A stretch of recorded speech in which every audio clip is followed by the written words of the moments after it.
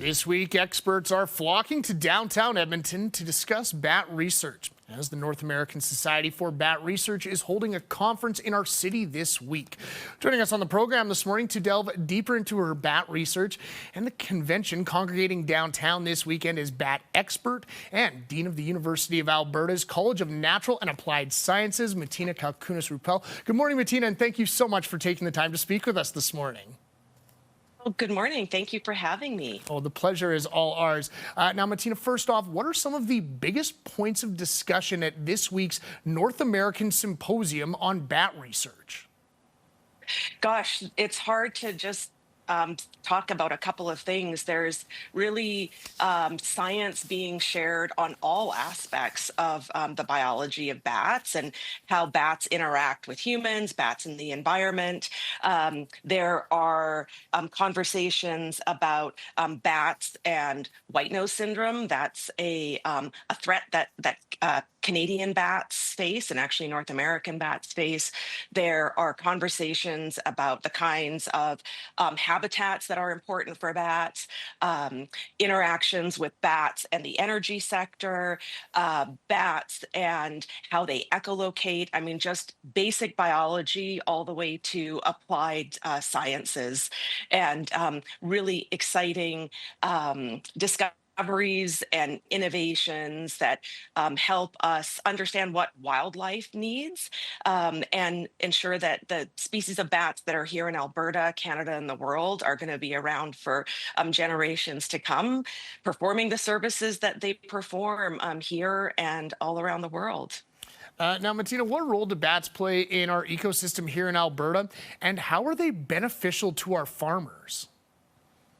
Yeah, that's a great question. So bats in Alberta, there's 9 species of bats, and I'll even just focus on bats just around Edmonton. So there's 6 species of bats in Edmonton, and all of them do the same thing. They eat insects. So while we're sleeping, the bats are flying around in the city, across the landscape, around our agriculture, and they're eating insects. And those insects would otherwise be eating plants. I mean, insects eat plants, so and things like crops. So bats are controlling our insects in our ecosystems, and that in turn has an impact on what the landscape looks like, what the forest looks like. And if we think about what are bats doing to help agriculture or our farmers, the bats are effectively nature's insecticide or pesticide. So what they're doing is they're flying around all night. They echolocate, and that echolocation allows them to find insects, things like moths, and of course moths are adult caterpillars, and they're eating insects, and so that's what they do here in Alberta, and what they're doing for farmers is helping with pest control, and it's a really important service that bats do at night, and that's really bats are the main group of our biodiversity that are doing that service at night. In other places, though, they're doing other things. They're pollinators, so bats pollinate things like bananas.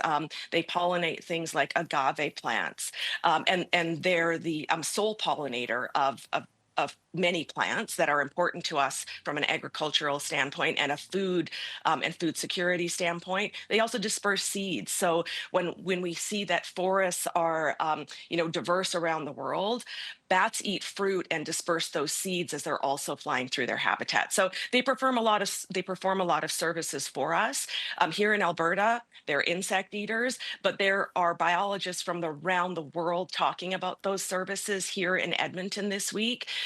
There are people here from Malaysia, from Mongolia, Cambodia, Peru, Poland, the UK, Mexico. So we're really delighted to welcome all of these scientists and researchers from around the world to downtown Edmonton this week. Well, Martina, so many big things to talk about, and enjoy yourself this weekend. We really appreciate you taking the time to speak with us here this morning.